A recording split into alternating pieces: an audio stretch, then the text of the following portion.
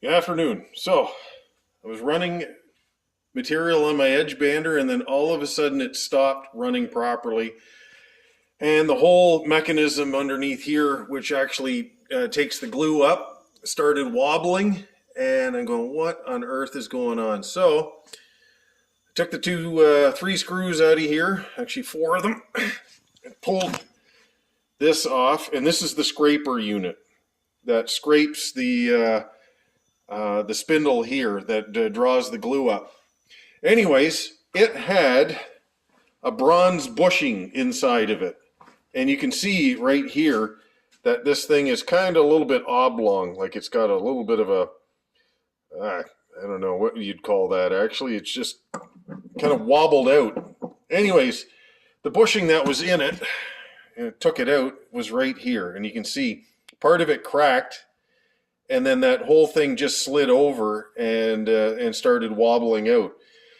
Well, it's not like you can get these parts. Like if I was to order that, yeah, I can maybe still get it from Cahisa in Italy, but I bet you it would take about 6-7 weeks, and I need to get this thing up and running.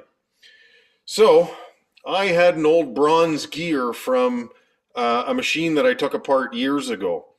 So I drilled a hole in it, and I cut a segment of it out, and I mounted it to a bolt right here that's roughly the same diameter, and I ran my grinder over top of it, and I am making my own bushing to fit in there, and hopefully this will work. So right now I think I've got it pretty close to the diameter, and I'll just correct a little bit of it as I go. But these are the kind of things you have to do in a shop when you need to get things up and running in the shop. And you got to make your own parts. You got to figure out your own way of doing it. Anyways,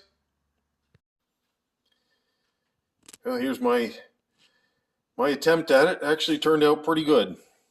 Took a little bit of force to get in. I had to hammer it into the old hole there, but it's humped up just a little bit. So I'm just going to take the grinder and flush that up, and I think it's ready to go. So I'm pretty sure once I get this thing back in there, I should be able to have this thing up and running in about 2.5 hours, which isn't so bad.